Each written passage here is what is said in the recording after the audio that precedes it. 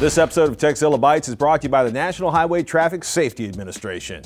Dell's XPS 13 has always looked and felt good. Machined aluminum and carbon fiber chassis, 12.4 by 8.1 by 0.7 inches thin, weighing in around 3 pounds, a rock-solid hinge that feels all luxurious every time you lift the lid. And I gotta say, it is a great keyboard. The 2014 version I'm holding here adds Intel's Haswell CPUs and an optional touchscreen in Windows 8.1, which makes this one of the best ultra-portables I've had my hands on. And before you ask, what is up with the carbon fiber? Dell says the carbon fiber is cooler to the touch than aluminum.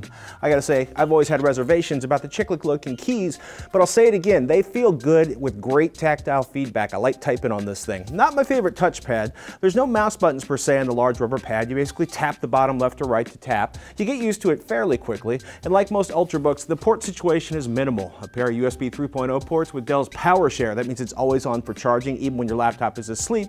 You will need your laptop power supply plugged in if the laptop is off or hibernating, along with a headphone jack and a mini display port jack. There's no SD card slot, which is unusual for an ultra portable, no HDMI port, which means packing a display port to HDMI adapter if you want to use the hotel's HDTV, and no Ethernet, which is the norm for ultra portables these days. While I definitely prefer a WQHD 2560 by 1440 resolution monitor on my desktop, the 1080p monitor inside the Dell XPS 13 works fine for a laptop. The touchscreen version is made of Gorilla Glass NBT. It's very bright when turned up all the way, and it looks great from wide angles, so it'll be great for presentations. There's a very glossy, shiny finish. It does pick up fingerprints, and in full sun you'll definitely see your reflection.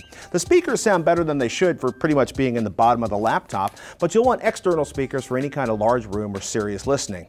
The 4th generation Haswell processor makes for a big boost in battery life, excellent performance. This thing is fast, and it seems to be quieter than earlier XPS models. Combining that Haswell CPU with a 55 watt-hour 6-cell battery makes for all-day computing. Dell claims 11 hours, 17 minutes battery life. We easily got 8 hours in our basic use around the office with the brightness turned down halfway.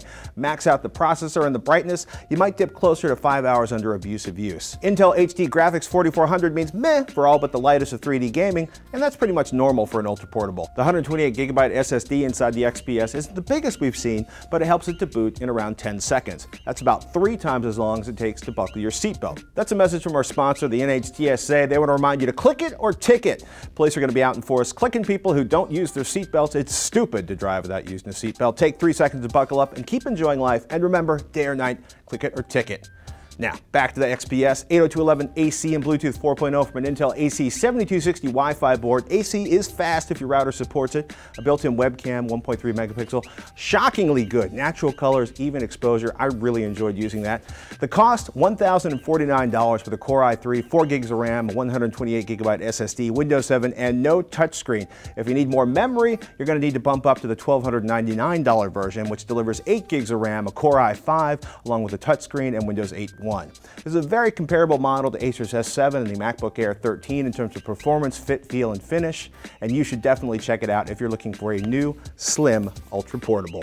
Want some help keeping your phone or tablet running on your next road trip? Check out our pick for the best portable charger, and if you like to make things, check out Try 'Em. We built FreeNAS boxes, Raspberry Pi set-top boxes, cold brewed coffee, and a lot more. I'm Patrick Norton. Thank you for watching Tekzilla Bytes. Please tweet at Tekzilla or comment down below if you're curious about Chrome laptops and desktops, and please subscribe to get all our Tekzilla Bytes at Tekzilla.com or YouTube.com/Tekzilla.